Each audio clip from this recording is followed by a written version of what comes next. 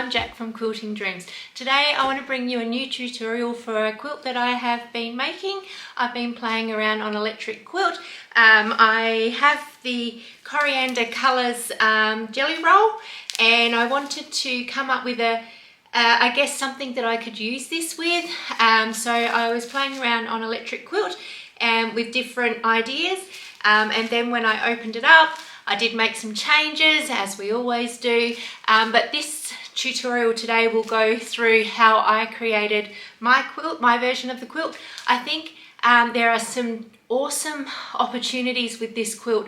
If you were to use additional fabric than the jelly roll and your backing fabric and the shadow fabric, I think you could, if you wanted to use a variety of the black and white, with all the crosses, I would love to see that with the beautiful vibrant colours in the squares, continuing with that shadow, but having the cross hatches in a black and white themed all the way through. I just think the balance of that would be really cool.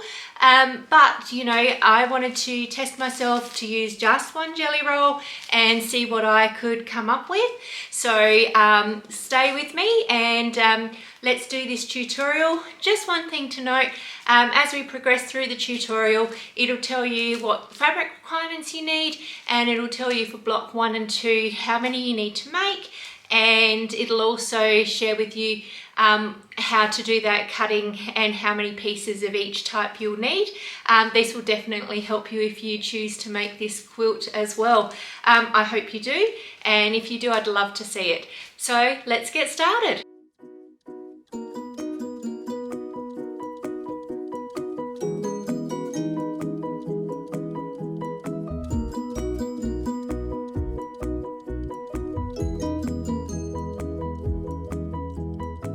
Okay, so we are on block number 1. So with block number 1, we're using the jelly roll. You can see here we've got our strips here, and then we've got 2.5 inch squares that create that diagonal look. Then you do need some of the background fabric, the alternate shadow fabric, and then you've got all your white fabric. I'm just going to pop just a note up here now, and that will tell you what cuts that you need for block 1, and you'll need to times that by 21 because there's 21 of these blocks. With this particular quilt and the way I've designed it, it does, the colours flow through the quilt, so you do need to pay particular attention to where you are putting it. One really good idea that I think would work, however you would need additional fabric, is if you created all these 2.5 inch squares in a black and white theme, and then you just had your color, the actual squares, your big squares here, and if they were all in the colors, I feel like this quilt would really pop.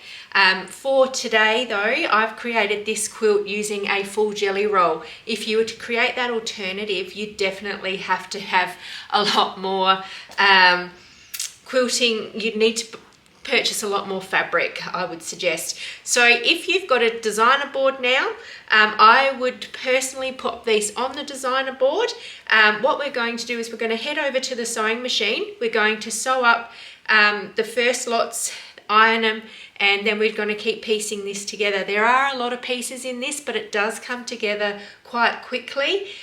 So we're going to head to the sewing machine now, and I'll show you how I piece this together.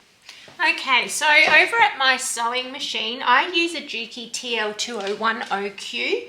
I have my stitch length on approximately a 1.3. I like a nice tight stitch length. Sometimes I use it on around a 1.2, so I do like that tighter stitch length. I use a Rassant thread when I am sewing. Now I do use the open toe foot. I don't use the traditional 1/4 inch foot. I find just using these open toe foot, I get a little bit of wiggle room, and it allows me to then trim down and get those perfectly sized blocks. So that's what I'll be using today. So when I go ahead and piece these together, it does take a little bit of time, but it does come together quite nicely. So in the upper corner, we'll just piece these ones together. I then just swap that out, finger press it open, and then just pop it back down in the spot. When I'm doing the smaller squares, I just make sure you've got your right angles, and I chain piece these ones to keep them all together. So we're just going to go ahead here, and I just pick up the next lot and chain piece them together. And I find that this gets through this sewing section quite quickly, and it also keeps everything together. And that's really important to make sure you've got your colours. If you're using all black and white, you could certainly choose some great methods to be able to pull that together. Once I've done those, I just turn this around and pop in the last white one there.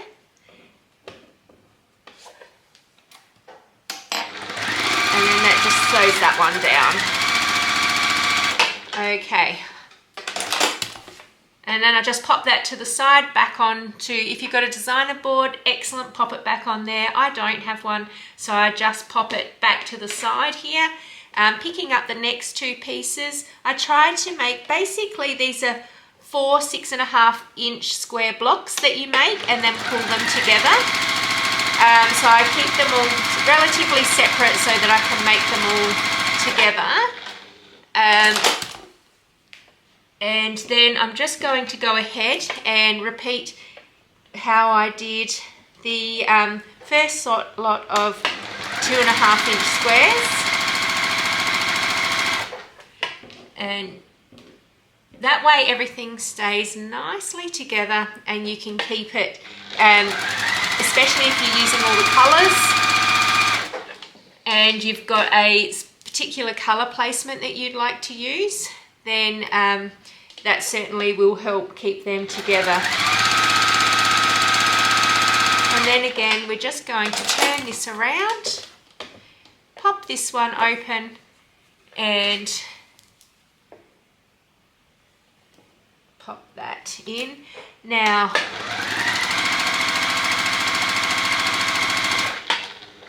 I'm going to go ahead and press this lot. I'm going to press everything to the dark side for block 1, and for block 2 I'm going to press everything to the light side. You do need to check as you're putting this quilt together just to make sure that you are pressing in the right direction, just because that will make it easier. I like to press to one side because that'll allow me to nest those seams and get a really nice connection. So I'm going to go ahead and do that, and I'll pop back shortly.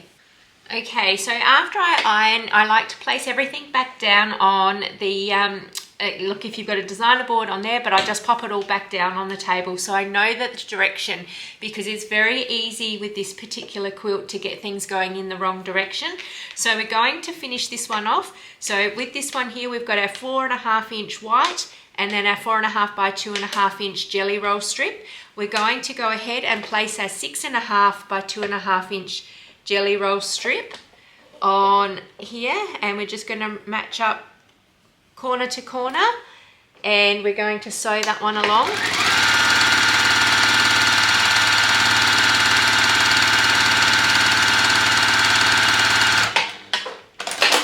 And that's our first one there is complete. So we're going to pop that back down onto our designer board. Now with this next one, there is a little bit more pressing, so we need to put on this side piece here. So we're going to make sure we pop that on the right side, and that's why it's great to make sure to just, you know, it's a little bit harder to do chain piecing on some of these because you do want to make sure you get them in the right direction and on the right side, and so that can be a little bit trickier.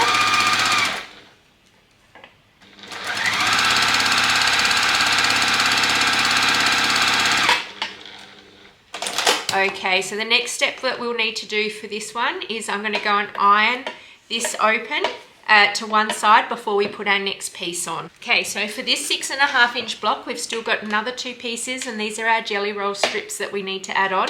So we're going to place the 4.5 by 2.5-inch strip on first. I tend to put the seams down with the JUKI, but not always. But if I can, I do. And we're just going to stitch that along.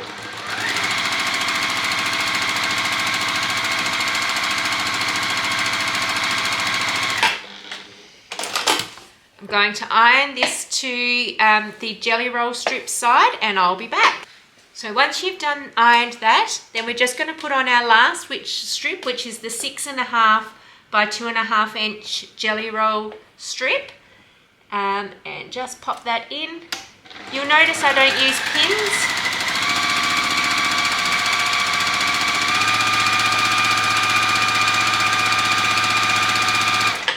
For these lengths, I find that it's just as easy to just do it freehand without pins, and there's no interconnecting seams, so it's quite easy to do that.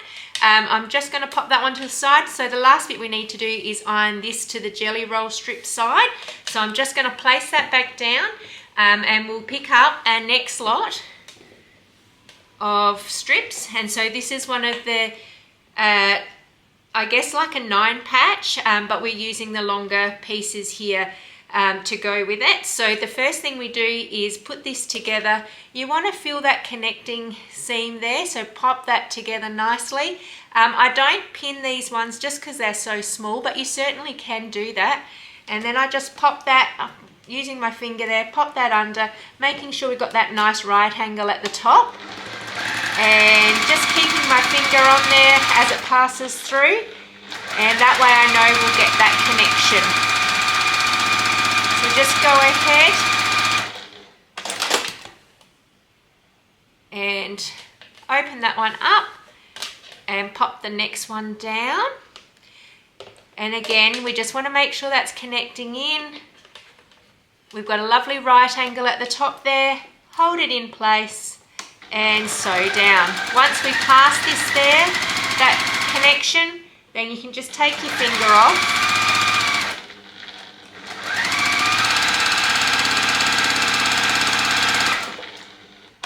and this is what your 9 patch block will look like. So what I'm going to do is I'm going to go ahead and sew together the other 9 patch block. Now with these ones here, we're going to iron them to the outside, so we're going to iron in the direction to the outsides.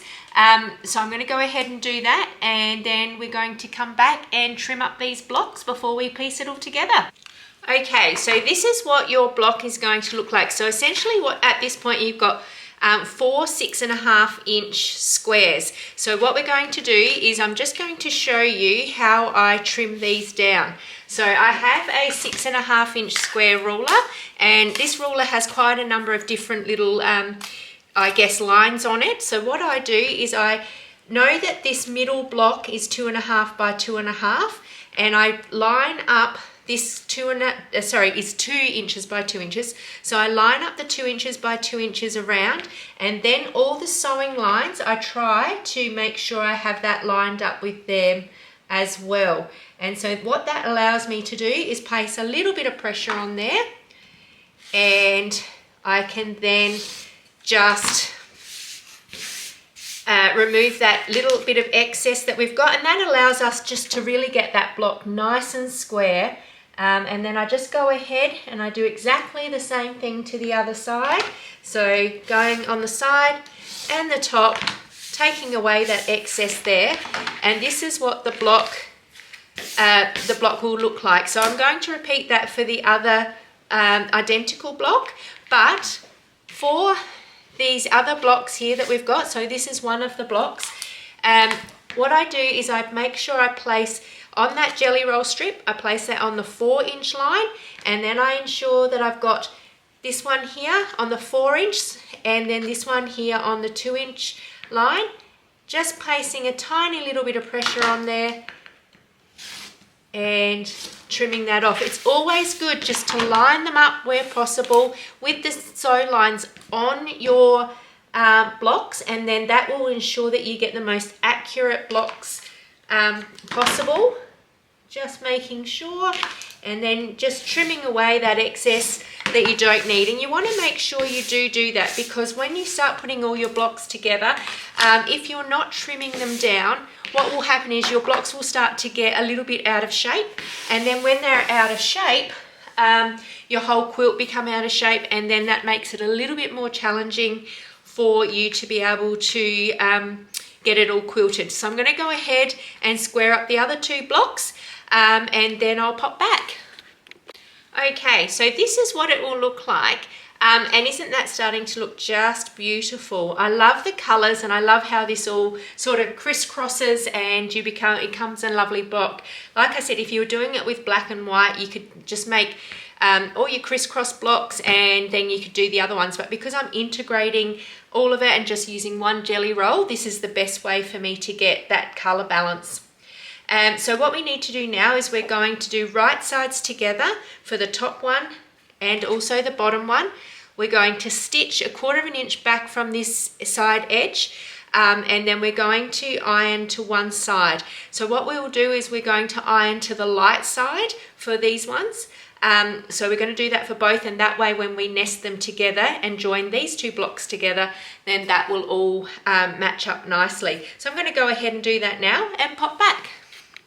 Okay, so I've now ironed those to the light side. Now I did mention earlier that I ironed this one here to the jelly roll side. That's actually incorrect for this block, and it needed to be ironed in the other direction. So I've fixed that for both of these. So the next step that we need to do is to join these two together. So this will give us that 12.5 inch block. So we're going to just join right sides together, and then we're going to go ahead and nest those seams. So we're just going to make sure we have those seams nicely nested. Pop a pin there. I pop my pins back from the edge. The reason I do that is so that I can sew from one end to the other without having to pull pins out. I feel like it still gives me the really nice connection and keeps everything nice and stable without having to remove those pins while I'm sewing, but certainly do what works for you. Now we've just got a couple more here to put in. So just making sure where we've got those we've ironed to one side and those connecting seams, that we're nesting them just nicely, and that will give us the best outcome. We probably won't get them all perfect, but I think you'll certainly get most of them looking just beautiful.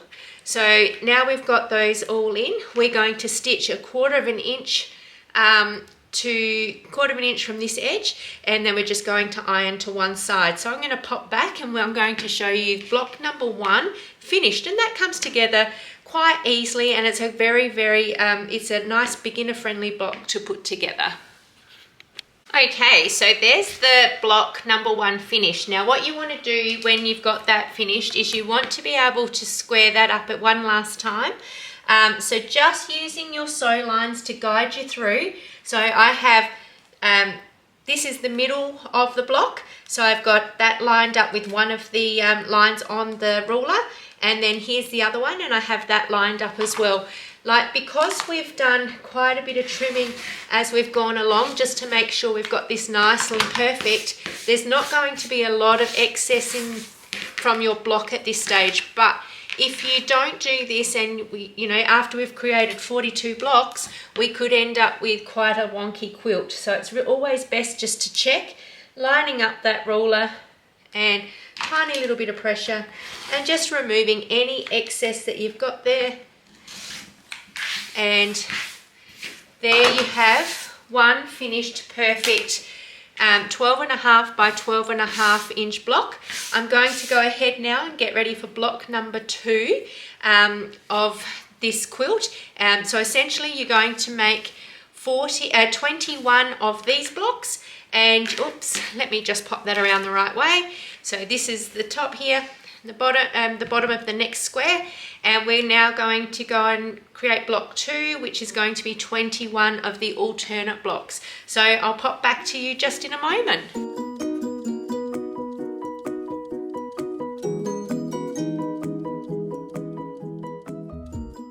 Okay, so we are ready for block 2. So I've put all the pieces that you'll need out on the board here. So if you are wanting to sew this, take a picture of the screen now, and that will show you. And I'll also pop pictures of these blocks at the start of each one, so you'll definitely have that opportunity to see how they're placed together.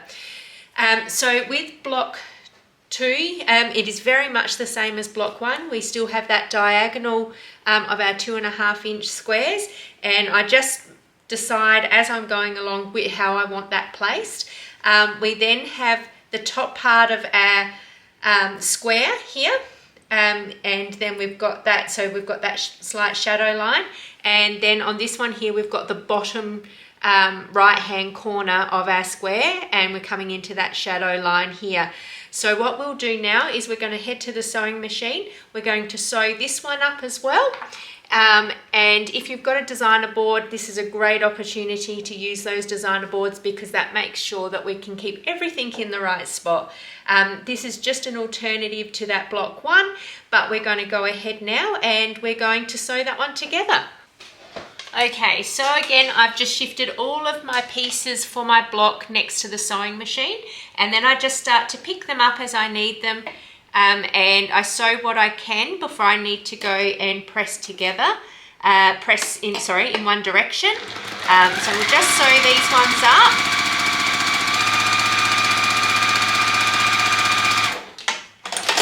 And then place them back down in the spot that you have taken it from. That way you know you're picking up and placing things down in that same spot.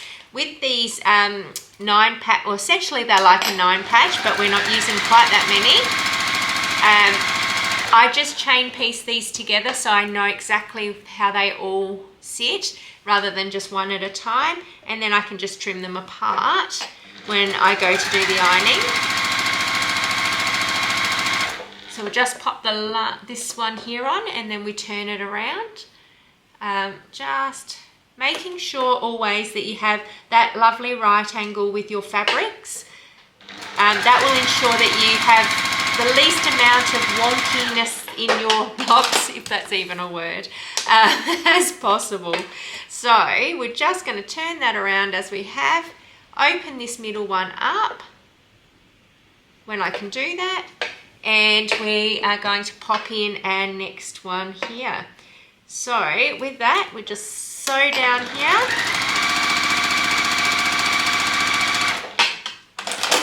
And that is one of those corner 9 patches all ready to go. With the top one, we can actually sew 3 pieces together. So we've got our light and our dark. So we'll just pop them together.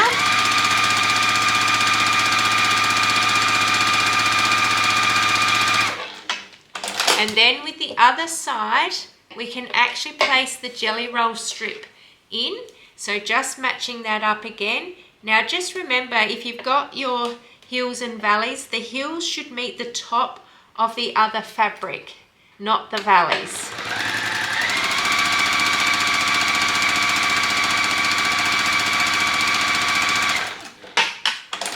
And then we've got those 3 pieces placed together. So I'm going to go ahead now and iron what I can. I'll piece together that last 9 patch, and then I'm going to iron what I can, and we're going to come back and we're going to continue to piece this together. Okay, so this one here, so if we look at what that lower right hand block is, so these are our pieces. So we need to still pop this one on here. And we'll sew that one in.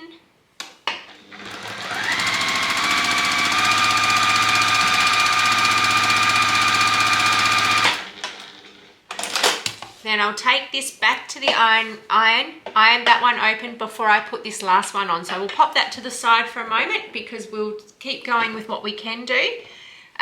Here's one of our 9 patches. So we're just going to go again, right sides together, nesting those seams. We're going to pop that through, holding that in the where that nesting is, or you can put a pin in. Either way will work beautifully. I then just line that fabric up from top to bottom, and that way I know I'm going to get the best possible outcome, short of using pins to do that job for me. So then we're just going to connect in our next one, and I'll just pop that upside down. I've got that lovely right angle there with my fabric under the sewing,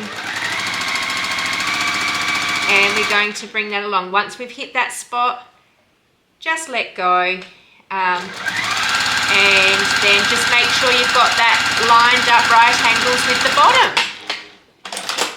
And there is your 9 patch all done. So I'm going to pop that one aside. I'll do the other 9 patch in just a moment, but we've also got this one here. So this is where we've got the 3 4.5 inch by 2.5 inch strips. And then we need to add on our 6.5 by 2.5 inch strips. So we're just going to go right sides together, match that from top to bottom there, pop that under. Oops, we can bring that down just a smidgen more, and then that just gives a beautiful outcome. Sew this one down. And when we open that up, that's the bottom right hand side of our block. So I'll just pop that one back in its place. I'm going to go ahead and finish that other 9 patch. I'm going to iron these ones to one side, and I'll be back just to finish off that last block where we had to still do a little bit of ironing. Okay, so I've gone ahead and I've done all of that and pressed them to one side. So we've just got this one here that we haven't finished. And what we'll need to do is making sure you add this jelly roll strip to the shadow side.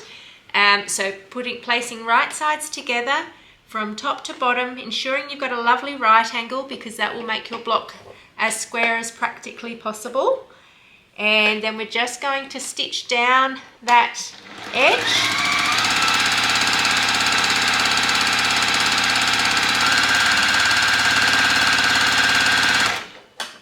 And that is our last block pieced together, sub-block, I guess, pieced together of this block. I'm going to go ahead and iron that, and I'm going to meet you back at the cutting table where we can then start trimming these blocks down and putting this block together. So let's meet back shortly. Okay, so I've gone ahead and I've just squared up each of these blocks. Again, remember we're squaring up to 6.5 by 6.5. And just if you are thinking about that, or you've just momentarily block 1, you've done all your block 1s and you just need a little bit of a refresher, what we do is we get your 6.5 inch by 6.5 inch cutting block, place that down on your fabric, line up your 4 inch with the long side of your jelly roll strip, then line the 2 inch up with the shorter side of the jelly roll strip, and that will give you a nice square edge to be cutting around. Then you trim 2 sides, turn the block, line it back up again, and trim the other 2. If you've got a lazy Susan, you can just turn that and trim it, but I don't, and I just sit there and trim them. And then the same with these ones.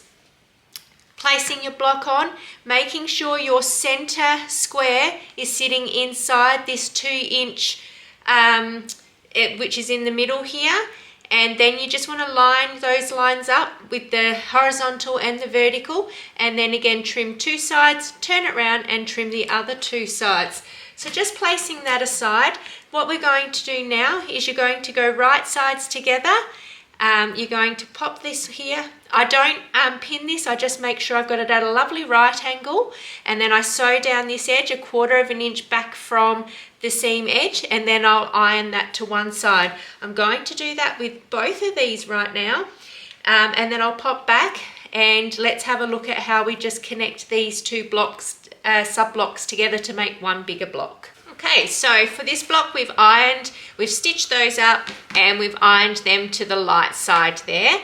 So what we're going to do now is we're going to put right sides together, just keeping to mind that we need to make sure that these are going on that diagonal through, and that we have one in the top corner and one in the bottom corner. Right sides together. Now what we're going to do, I'm just going to turn this around just so that it's easier to see.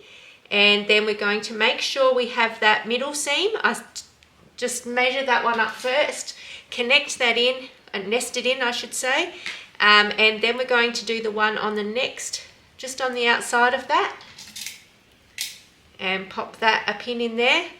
And then I just pop one in this end piece. You don't have to pop one in there, and then you've got that perfect right angle. So just working on the other side, just feeling that lovely connection, nesting that in there. Sometimes it's easy and it just nests beautifully. Sometimes it just needs a little bit of massaging to get that in. And then with this one here, we're just going to make sure we've got that at right angles. and pop that in like that. We're going to stitch a quarter of an inch from that edge. I'm going to iron that to one side, and then I'm going to come back and show you that finished block. Okay, so this is block 2, and that is now complete. So if I just bring in block number 1, you can start to see here that we're forming those squares, and we've got our diagonals going from either which way. As we create 21 of each of these blocks, we can piece these all together, and what we'll end up with is just a beautiful quilt that has these beautiful squares, a shadow line, and then we've got the diagonals surrounding each one of those squares. So what I'm going to do now is I'm going to finish the rest of the blocks in this particular row, and once I've done that there, I'm going to come back and we're going to piece one row together. So I'm going to go ahead and do that now, and I'll be back shortly. Okay, so I've finished a complete row here now, and what we're going to do is piece this row together. So we're going to work through that process. Now, when I am creating blocks, I tend to put them in rows, and then rather than to have them all over, because excuse all the writing on here, but this is the pattern, well, the pattern that I was working to. I sort of make a bit of what I would call a mud map, and then I start to pull this together. So you'll see here I've written all my colours in here, which colour I was going to put where, and then as I've completed each block, I cross it off, so I know exactly where I'm up to. Especially with blocks like this where we've got the big squares that are basically connected with 4 different blocks. That's where it does get a little bit tricky. So I do tend to go row at a time, sew that row up, join it to the rest of the quilt, and then start on that next row. So that's the way I can keep a good track on it, and I ensure that I've got everything in the right spot, because at the end of this we're just using one jelly roll, and we want to make sure that we don't have a green over with the pink and a pink over with the green, so that we can keep everything in order. So I'll just pop that aside for now. So I'll just bring these ones to the side, and we'll start with the first 2. So this is our first 2 here. I go right sides together, bringing that around, nest those seams, and you would have been keeping an eye on which way you've been pressing all the way along. And whilst that's another perfect example of why I do in rows. So I have the rest of the blocks sitting to the side while I create, I might create 2 or 3 blocks at a time, but I'll have them all sitting side by side as I create them. And that way it allows me to make sure that I can nest, that I have everything going in the right direction, because there are a lot of, seams on this particular block. So you do need to keep a bit of an eye on which way you're ironing. If you're ironing open, you don't need to worry at all. But because I like to iron to one side and then nest those seams, I do need to keep a bit of a track on what I'm doing. So essentially what we do is we will nest all of the seams that need to be nested. You can, to make sure you keep that perfect right angle, pop an extra one in here so that we've got that perfect right angle. We're going to stitch along this line, and then we'll come back and join on the next one. So I'm going to stitch these together. So you can see there we've now stitched these ones together, and we're ready to put on the next one. So again, we just go bring that one across, right sides together, and then we start to nest those seams. I'm going to go ahead and add all of these, piece all 6 blocks together, and then I'm going to come back and show you what they look like when they're all pieced together. I think what I really like about this is that it comes together really quickly. It's not a weekend quilt. It's going to take a little longer than that to put together, but it certainly is one you can pick up and put down as often as you need, especially if you've got your little mud map here that you're working towards. That will certainly help you. There's always something like this, and you can colour it in if you want to, but I've kind of left that, it's probably a bit hard to see, but I've left that blank, and I've just coloured this in using electric quilt. And what I originally chose to do is not what I did. I've crossed out this line in total, so I'm not using that one. and I've changed my colours backwards and forwards here. Just so that once I'd cut out all my pieces, I knew exactly what I had and how I could play with that. And I was quite happy just to change those over and write in what the new colour is going to be. Okay, let's get started. Okay, so I've finished making this row, so I'm just going to show that to you now. So I'll just bring that along. And you can see we've got the tops and bottoms of our squares. We've got these lovely checkerboard type effect going around each of those blocks and integrating the colours that we're using for those squares in that checker sort of border around each of those blocks. And then we've got this lovely shadow line that sits inside each of the blocks just to give it a little bit of depth there. So there we go. So that's one row complete.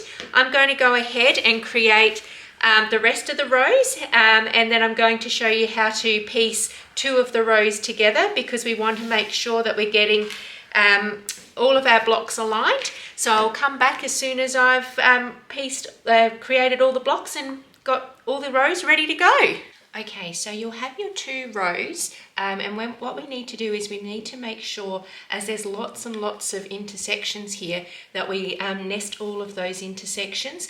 So when you were doing your ironing to one side, hopefully you were just looking at the side. So if you were going to the lights on one, you're going to the darks on the next row. So what we're going to do is right sides together, and then what I do is at these seams here, so where we've just sewn all the blocks together, they're the first ones that I check, and I make sure I nest those first, popping a pin in, and I pop mine back from the edge, and then just going to that next one and just lining those up. I find that if I do all of the blocks first and then I focus on each of the others after that, that it is actually a little bit easier. So I'm just going to continue to nest these ones in. Just a couple more to go. Just making sure you keep it nice and straight. Otherwise, because we don't want wonky blocks, or wonky rows I should say. And then the last one here. So then after you've done that one, what you'll need to do is go to each intersection where you've got a seam, and there's a corresponding seam on the other side. We'll start here. So you want to make sure it's at right angles, so you've got them both at right angles. I always pop a pin in this end one. And then I start and I go ahead and I make sure I nest all of these seams and keeping those edges straight. Oops, we've got an extra pin there. And then doing the same all the way along. I'm going to go ahead and do that. Keep pinning this, and I'm going to sew it up and iron to one side. So now is a really good time to connect all your rows together. So when I come back, I should have all the rows sewn together, and we should be ready to add some borders on if you wish. I'm going to be adding a white border and a navy border, but you can choose to add a border, or you could choose to leave it without a border. I think it will look great both ways, but I'm just going to put a border on this one. Just so that we can see what that looks like. All right, I'll be back. Okay, so the quilt is now finished. So we've sewn all our rows together and the quilt top is now finished. I'm going to add, I've just popped a picture up here so you can have a look at that, but I think it's starting to look really lovely. And just keep in mind, we've just used a jelly roll and a white background fabric and the shadow grey. So I think that it's come out really well just using that jelly roll, and it's just one full jelly roll. So just so you can see, of your jelly roll, this is all you're going to have left over. So there's a little bit of red, but there is definitely not a lot of leftovers on this quilt. So you do have to be a little bit careful about how you're cutting your quilt. just to make sure that you can get all the pieces that you need, which is good. The aim for me was to use an entire jelly roll, or as much as the jelly roll I could, in a single quilt without having to use too much else. So I think we've been quite successful. I did note though, there is actually a full set of blue here. There was extras here. You could, if you wanted to, substitute one of the turquoise squares with a blue square, and that would just give you a bit extra turquoise to go around, because you do sort of run a bit short on the turquoise, but I think it's still okay.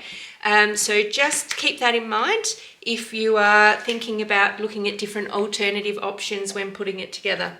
So what you'll need is 8 strips of 2.5 inch wide by width of fabric.